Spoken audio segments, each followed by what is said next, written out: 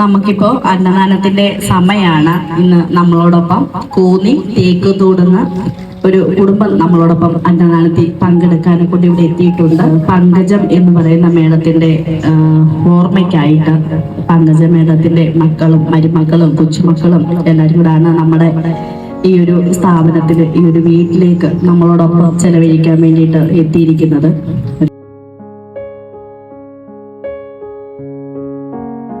அதோ போகின்றது காணல் மேகம், மழையை காணவில்லையே.